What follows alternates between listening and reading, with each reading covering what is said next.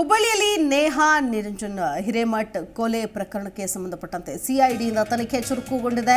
ಹುಬ್ಬಳ್ಳಿಯಲ್ಲಿಯೇ ವಾಸ್ತವ್ಯ ಹೂಡಿದ್ದಾರೆ ಎಸ್ಪಿ ದರ್ಜೆಯ ಅಧಿಕಾರಿ ನೇತೃತ್ವದ 8 ಅಧಿಕಾರಿಗಳಿರುವಂತಹ ತಂಡ. ಇಂದು ಕೊಲೆ ನಡೆದಂತಹ ಸ್ಥಳಕ್ಕೆ ಭೇಟಿ ನೀಡಿ ಮಾಹಿತಿ ಸಂಗ್ರಹಿಸಲಾಗ್ತಾ ಇದೆ. ಸಿಐಡಿ ಅಧಿಕಾರಿಗಳ ತಂಡ ಇವತ್ತು ಬೆಳಗ್ಗೆ ಕೊಲೆ ನಡೆದಂತಹ ಸ್ಥಳಕ್ಕೆ ಭೇಟಿ ನೀಡಿ ಮಾಹಿತಿಯನ್ನು ಸಂಗ್ರಹಿಸಲಿದೆ. ವಿದ್ಯಾನಗರ ಪೊಲೀಸ್ ಠಾಣೆಗೆ ಭೇಟಿ ನೀಡಿ ಈವರೆಗೆ ಕೈಗೊಂಡಂತಹ ತನಿಖೆಯ ಮಾಹಿತಿಯನ್ನು ಸಂಗ್ರಹ ಮಾಡಲಿದ್ದಾರೆ.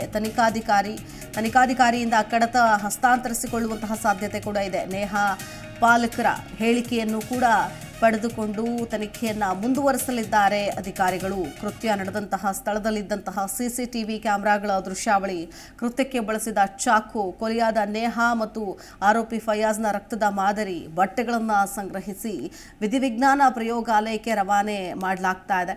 ಕೃತ್ಯ ನಡೆದಂತಹ ಸ್ಥಳದಲ್ಲಿದ್ದ ಪ್ರತ್ಯಕ್ಷದರ್ಶಿಗಳ ಹೇಳಿಕೆಯನ್ನು ಸಂಗ್ರಹಿಸುವಂತಹ ಸಾಧ್ಯತೆ ಕೂಡ ಇದೆ. ಸೊ ಹಾಗಾಗಿ ಇವತ್ತು ಒಂದು ದೊಡ್ಡ ಮಟ್ಟದ ಡೆವಲಪ್ಮೆಂಟೇ ಆಗ್ತಾ ಇದೆ ಅಂತ ಹೇಳ್ಬೋದು. ನೇಹಾ ಹಿರೇಮಠ್ ಕೊಲೆ ಪ್ರಕರಣ ಇಡೀ ರಾಜ್ಯಾದ್ಯಂತ, ಇಡೀ ದೇಶಾದ್ಯಂತ ಸುದ್ದಿ ಮಾಡ್ತಾ ಇದೆ. ಇದರ ಬೆನ್ನಲ್ಲೇ ಇದೀಗ ಈ ಇಡೀ ಪ್ರಕರಣವನ್ನು ಸಿಐಡಿಗೆ ಒಪ್ಪಿಸಲಾಗಿದೆ. ಸೊ ಹಾಗಾಗಿ ಸಿಐಡಿ ಅವರು ಇದರ ತನಿಖೆಯನ್ನು ಮಾಡ್ತಾ ಇದ್ದಾರೆ. ತನಿಖೆಯನ್ನು ಅಂದರೆ ಈಗಾಗಲೇ ಸಿಐಡಿಗೆ ಒಪ್ಪಿಸಿ ತನಿಖೆಗೆ ಆದೇಶವನ್ನು ಕೂಡ ಕೊಡಲಾಗಿದೆ.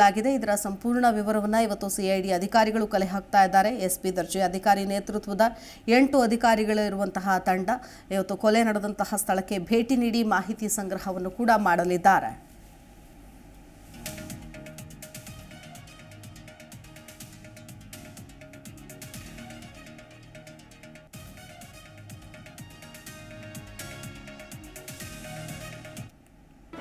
ಜಿ ಕನ್ನಡ ನ್ಯೂಸ್ ಈಗ ನಿಮ್ಮ ಮನೆಯಲ್ಲೇ ನೋಡಿ. ಎಲ್ಲ ಕೇಬಲ್ಗಳಲ್ಲಿ ಈಗ ಲಭ್ಯ.